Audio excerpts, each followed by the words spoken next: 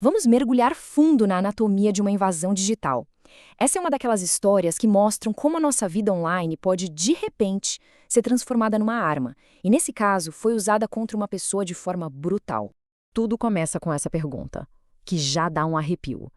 E olha, não estamos falando de um ataque qualquer, sabe? Tipo uma rede de pesca que se joga no mar para ver o que vem. Não.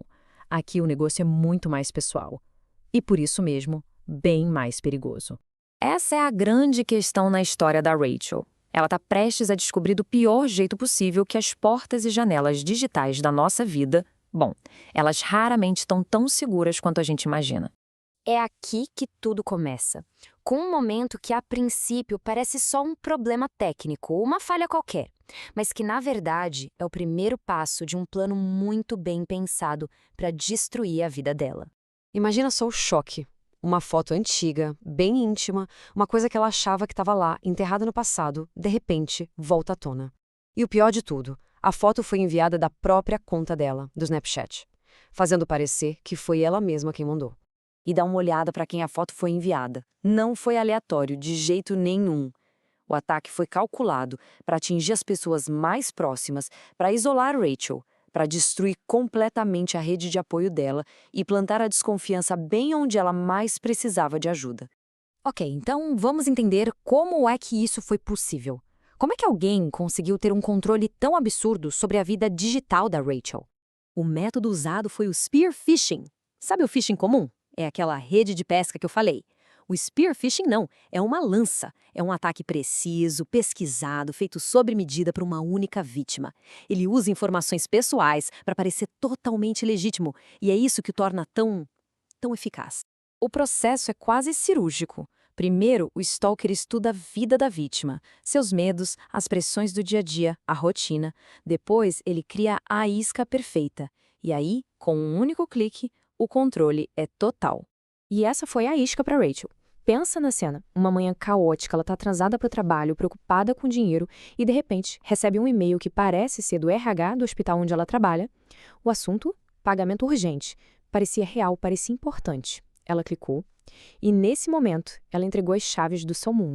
A partir daquele clique, a invasão digital começa a virar um problema no mundo real.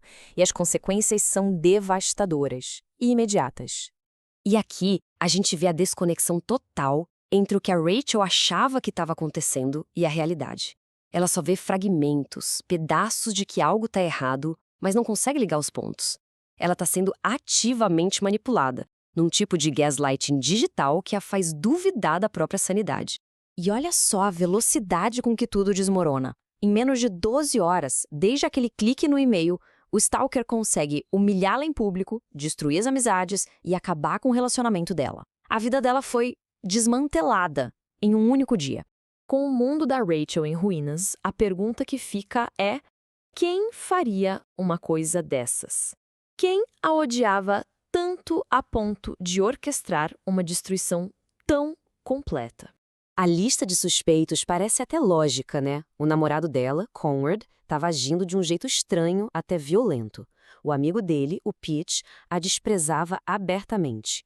E, o mais assustador de tudo, o antigo stalker dela, Alan Griffin, estava solto. Mas a verdade é muito mais chocante do que qualquer uma dessas possibilidades. Não foi nenhum deles. A verdade é que o agressor era a pessoa que ela menos suspeitava. Spencer, o colega de trabalho divertido, o amigo que a consolava, que ouvia os desabafos. Era ele, o tempo todo. A pessoa a quem ela recorreu para pedir ajuda era, na verdade, a fonte de toda a sua dor. Mas descobrir o culpado não trouxe alívio nenhum. A invasão digital foi só o começo. O pesadelo da Rachel estava prestes a se tornar físico, e a luta dela pela sobrevivência ia testar todos os limites da resistência humana. Depois da revelação, ela acorda acorrentada num apartamento.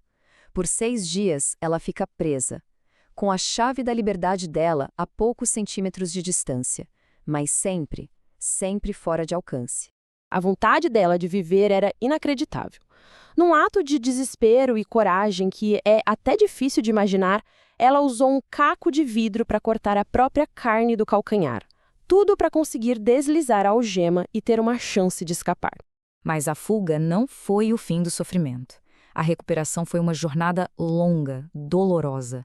Não eram só as cicatrizes físicas, que precisaram de meses de hospital e fisioterapia, mas também as mentais. Ela teve que reaprender a confiar nas pessoas e reconstruir, do zero, a vida que ele roubou.